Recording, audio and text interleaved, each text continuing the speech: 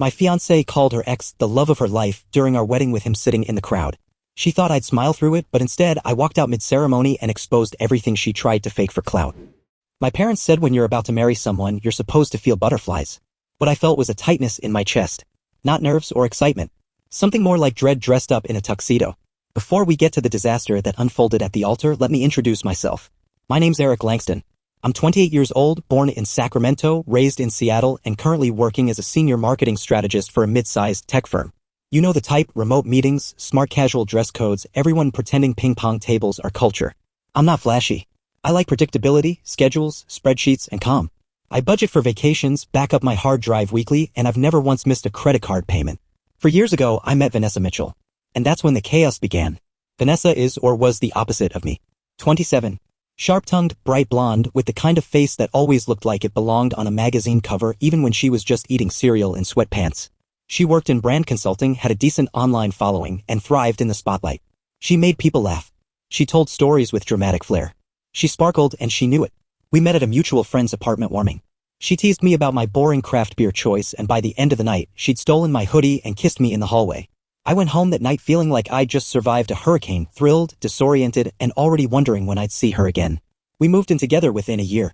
Adopted a Maine Coon cat named Bowie with mismatched eyes. Started talking about marriage after 2. And at year 3, I bought the ring, a vintage-cut oval diamond on a thin, gold band. The one she pointed at on Instagram like a dozen times. When I proposed, she said no loudly in front of 40 strangers at her favorite rooftop bar. I wish I were joking. She burst into fake tears, hands covering her face, saying she wasn't ready. Gasps all around. I felt my stomach drop straight through the floor. 10 agonizing seconds later, she shrieked, "Just kidding," and laughed like she'd just pulled the best prank in history. Everyone else laughed too. I did not. I should have ended it there. But I didn't. Because love makes you stupid. Or maybe just hopeful. Either way, I stayed. I laughed it off. I let it slide. Because she promised the wedding would be about us. No pranks. No surprises. Just love. And for a while, things were okay. We picked a venue, this gorgeous restored barn in Snohomish with hanging lights and acres of wildflowers. We booked a photographer, argued over cake flavors, and made a playlist for the DJ. I paid for most of it. Vanessa's parents chipped in for decor. My parents covered the rehearsal dinner. I wanted everything to be perfect. But then things got weird. A few weeks before the wedding, Vanessa's bridesmaids started acting strange. Whispering when I walked in. Laughing too hard when I left. One night, after a little too much wine, her maid of honor Kayla winked at me and said, "You better be a good sport on the big day." I asked what she meant. She just giggled. "Oh, you'll see." That was the moment my stomach twisted. I knew that tone. I'd heard it before when Vanessa was about to drop some hilarious surprise that would leave me emotionally concussed. So I asked her directly. I said, "Is there anything going on that I should know about?" Vanessa put on her sweetest smile. "What? Do you think I'm going to prank you at our wedding?" "Come on, Eric. I'm not that crazy."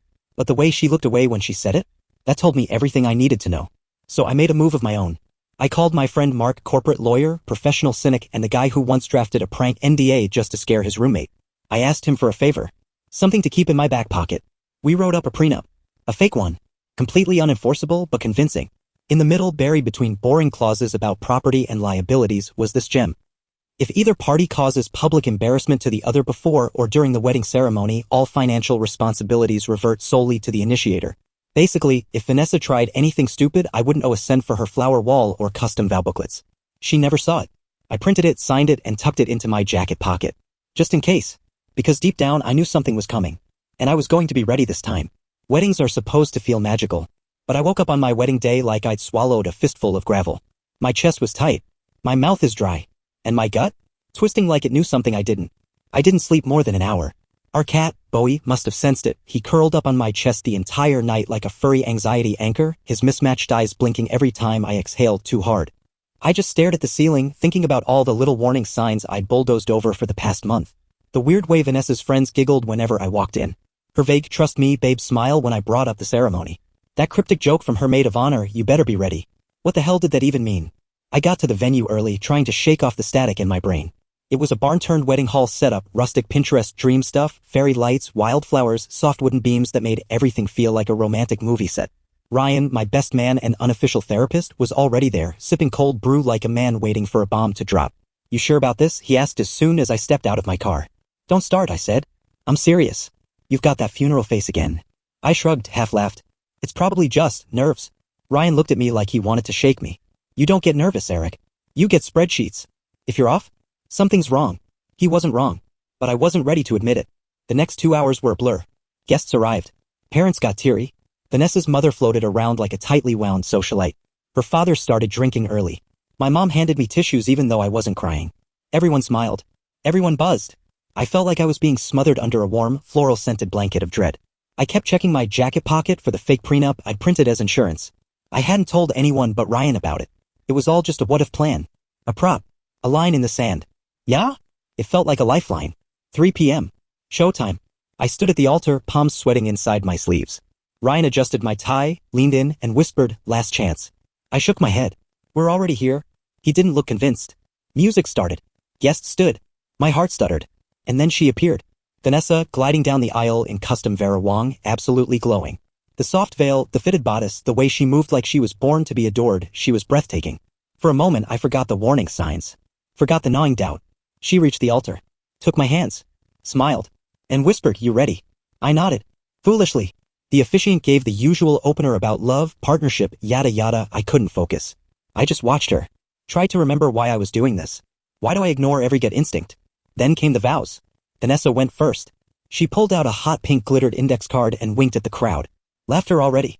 "Eric," she said, her voice clear and smug, "you are my calm in the chaos. My anchor. The only man who's ever lasted more than a weekend binge with me without begging for therapy." Laughter. Nervous chuckles. "You've loved me at my worst, like when I made you wear a Pikachu onesie to my nephew's birthday. Or when I faked a breakup on April Fool's and your mom called crying." More laughter. I smiled tightly. Every joke felt like a pin to the ribs. Then she said it. "But seriously, I love you. Even if my high school boyfriend was technically the love of my life." The crowd gasped. Someone coughed. A few bridesmaids burst into giggles. Vanessa waved her hand. "Relax. It's a joke, people. I mean mostly." I felt the air drain from my lungs. "But, Eric," she continued, oblivious, "you're the best man I've ever been with consistently." More awkward chuckles. I looked out at the crowd. And then I saw him. Third row. Black suit. Dark hair. Arms crossed. Tyler. Her ex. Sitting between two of her cousins like he belonged there. Ryan leaned in, whispering just loud enough, "That's him, isn't it?" I couldn't answer. I just stood there, jaw locked, heart racing, watching the man Vanessa had just semi-jokingly called the love of her life smirk at me like he'd already won. I should have walked away the second she said it. The second my high school boyfriend was technically the love of my life fell out of her mouth and into the silence of 100 guests. But I didn't. Not right away. I stood there, gripping my vows with one hand and the other shaking like a kettle on the verge of whistling. I looked out at the crowd and there he was. Tyler. The ex. The legend. The man she just name-dropped like a joke, except he was there, in a tailored navy suit, sitting between her cousins like he was part of the damn bridal party. And the worst part? He wasn't even surprised. He looked smug. Like he knew. Like they planned this. And that's when something snapped. Vanessa was still grinning like it was all hilarious. She had the nerve to wink at me and mouth lighten up. "Oh, hell no." I turned toward the officiant and handed him my vow card. Then I reached into my jacket pocket and pulled out the folded crisp fake prenup. I unfolded it slowly, deliberately, like I wanted every guest to watch. Vanessa's face shifted instantly. That perfect wedding day glow turned into, "Oh crap," faster than I'd ever seen before. "Eric, what are you doing?" she whispered. Too late. I turned to the guests. "I wasn't going to do this. I wasn't," I said, voice shaking at first, then getting stronger. "But I think everyone here deserves the truth. You see, Vanessa has always had a sense of humor. The kind of humor that kicks you in the gut and says, 'What? It's just a joke.'" A few people laughed nervously. I kept going. "She humiliated me during our proposal. She made every milestone in our relationship into a stunt. And today, she decided to invite her ex-boyfriend to our wedding, then refer to him as the love of her life. During our vows." More gasps. Her mom covered her mouth. Ryan, my best man, stared at Vanessa like she was made of trash fire. And because I've spent 4 years ignoring red flags the size of football stadiums, I continued. "I brought this. I held up the prenup. Legally useless. Just for show. But I wanted it in case something like this happened. See, in this little document, there's a clause. A clause that says if either party humiliates the other in public before the license is signed, all shared financial responsibilities vanish." Vanessa's eyes widened. "Eric, that's not funny." "No," I said. "It's not." And I turned to the officiant. "We're done here." Then I looked at her one last time. "You can keep the dress. You can keep the followers. But you're not getting a single cent more of my life." Then I walked. The aisle had never felt longer. The crowd was dead silent, except for one woman who gasped and muttered, "Good for him." Ryan followed immediately, whispering, "About damn time." As we hit the barn doors, Vanessa's voice rang out behind me. "Eric, don't you dare walk out on me." I paused, turned around. "You walked out first, Vanessa. The second you invited him here, you weren't walking toward me. You were running back to your past. Then I left. You'd think walking out of your own wedding would feel like an ending. But nah, that was just the beginning. I didn't even make it home before the fallout started." By the time Ryan and I hit the freeway, Vanessa's meltdown had already hit Instagram Live. Not even an hour after I walked out, she went live in her makeup and veil, full mascara running, faux vulnerability mode activated. I don't know what happened," she sniffled. "He humiliated me in front of my entire family. I was trying to be funny, you all know me, but he just couldn't take a joke." The comments were brutal, split right down the middle. Half were her fans, calling me a toxic narcissist and telling her she deserved better. The other half dragged her like she owed them money. One comment stood out. "Girl, he walked out because you called your ex the love of your life in your vows. That's not a joke. That's a confession." I screenshotted it. For the record, just in case, Ryan and I holed up at his place that night. He opened a bottle of scotch he'd been saving for a win. "I guess this counted. Was that prenup thing legal?" he asked. "Completely fake," I said. "But it made the point." He grinned. "Best 20 minutes of theater I've ever seen." Then came the DMs. "Oh yeah, Tyler reached out." 2 days later, out of nowhere, I got a message on Facebook from the guy himself. No shame. Just, "Hey man, sorry about what happened. Vanessa's a complicated person. I was just there to support her." Support her? Dude, you were sitting in the third row like a smug father-in-law in training while she burned me alive at the altar. I didn't reply, but I saved that message too, because now I had receipts. Vanessa wasn't done. She posted a carousel of healing pics, her on a yoga mat, sipping green juice, doing a sad selfie with Bowie, who, by the way, was firmly in my custody now. Caption: "Healing isn't linear. I'll never regret loving deeply, even if I was hurt in the end. Girl, you made jokes about your ex mid-vows and didn't expect a reaction?" And still, she kept poking the bear. She made TikToks. She posted a fake wedding reel with dramatic music and vintage filters, trying to make the day look romantic and tragic.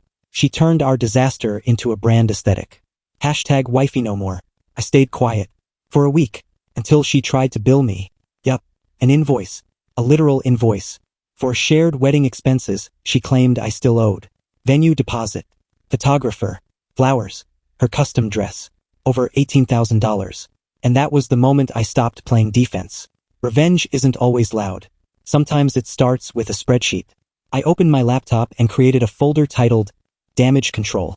Inside, I dumped every piece of evidence I had, screenshots of Vanessa's live streams, her TikToks, Tyler's messages, and even the shady little invoice she sent me.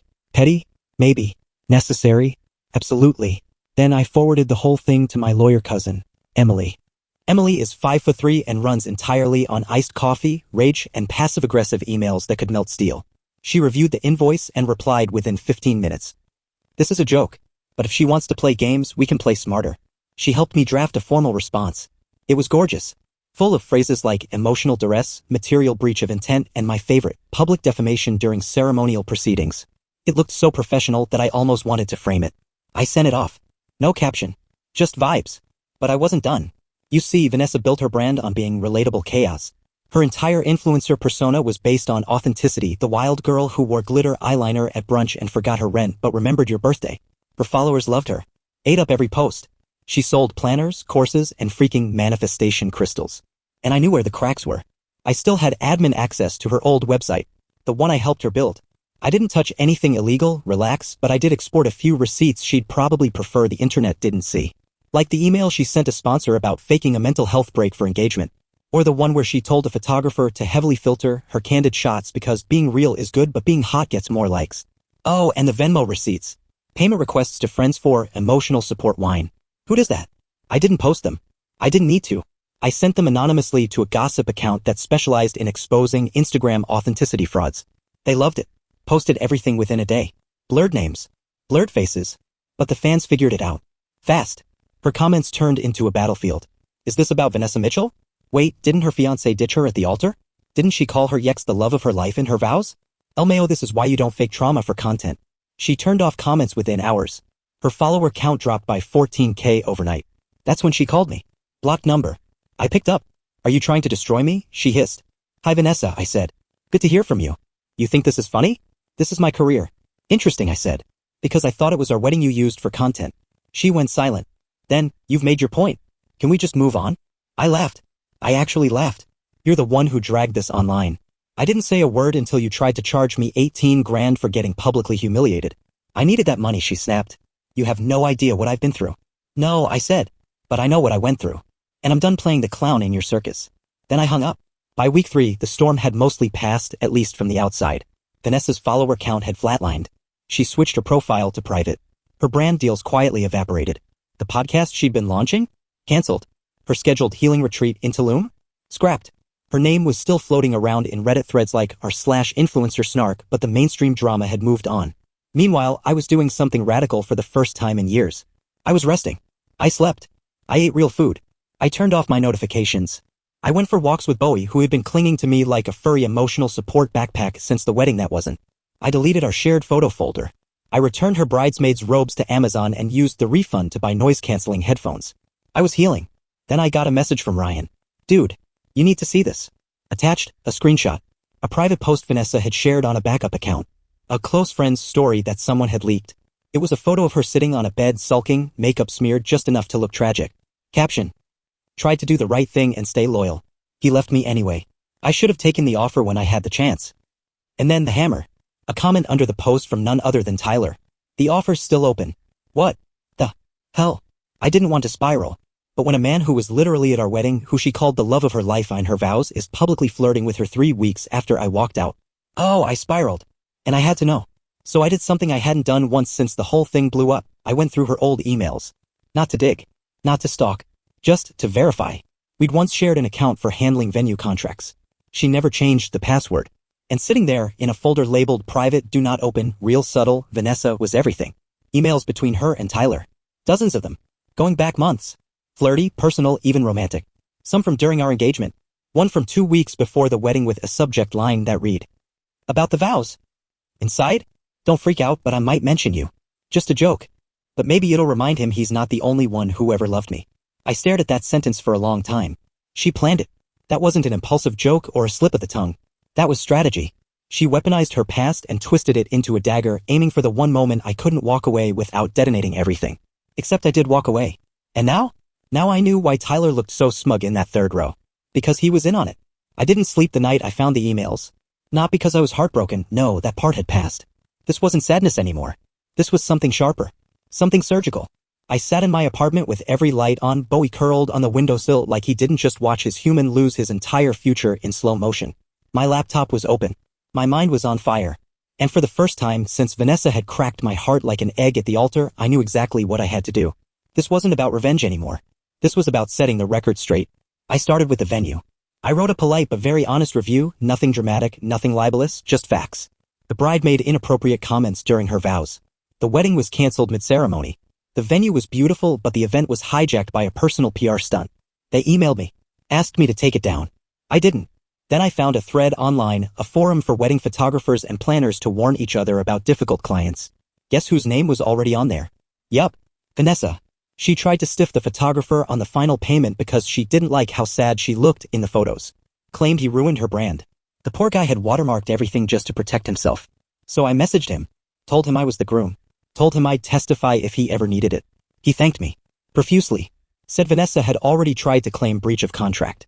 Now that she was outed on gossip accounts, exposed for faking breakdowns and manipulating brands, she was scrambling. Reaching for any scrap of control she could. And Tyler? He was right there in the mess with her.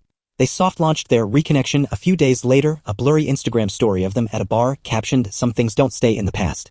Cute. Until someone tagged me in a Reddit thread where Tyler's current girlfriend, yup, turns out he had one, came forward. She didn't name names, but it was obvious. He said he was helping an old friend through a tough time. Then I saw them making out in someone's story.